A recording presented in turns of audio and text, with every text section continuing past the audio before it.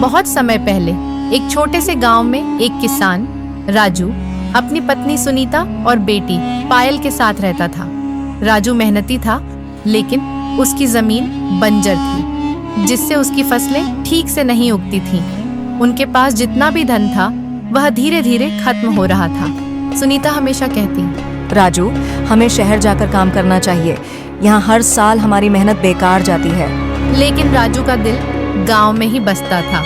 उसे विश्वास था कि एक दिन उसकी जमीन सोना उगलेगी।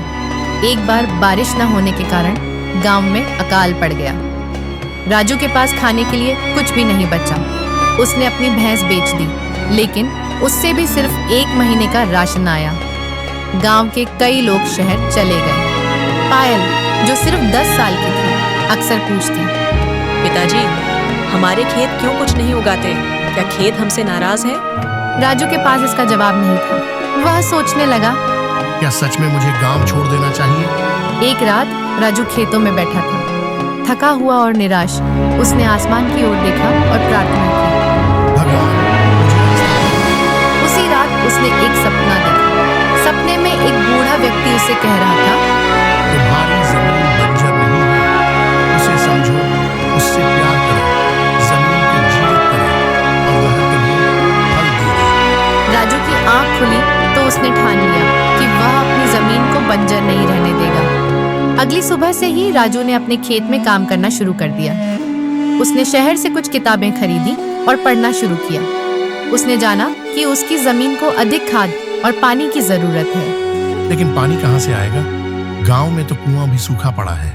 राजू ने अपने खेत के पास एक छोटा तालाब खोदने का निर्णय लिया। गांव के लोग हंसते हुए बोले, राजू पागल हो गया है, अब ये तालाब खुदाई में अपनी बची खुची ताकत भी बर्बाद कर देगा।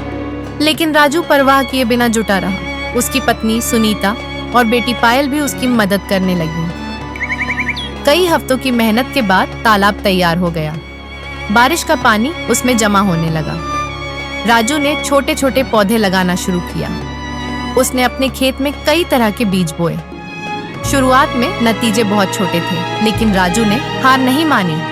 धीरे धीरे उसकी फसलें लहलहाने लगी। पायल खुशी से दौड़ती और कहती, पिताजी, अब हमारे खेत हमसे नाराज नहीं है। राजू की मेहनत ने केवल उसके खेत को ही नहीं, बल्कि पूरे गांव को बदल दिया।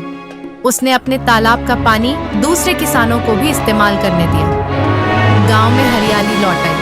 अब लोग उसे सम्मान से देखते और सलाह लेने आते। राजू ने अपनी जमीन पर न केवल फसलें उगाई, बल्कि वहाँ कई पेड़ भी लगाए। कुछ ही सालों में वह गांव सपनों का गांव कहलाने लगा। राजू की कहानी यह सिखाती है कि मुश्किलें चाहे कितनी भी बड़ी क्यों न हो, अगर मेहनत, विश्वास और सही दृष्टि हो तो असंभव को भी संभव बनाया जा सकता है। उसने यह साबित कर दिया कि हर बंजर जमीन को सोना बनाया जा सकता है, बस सच्ची लगन की जरूरत है।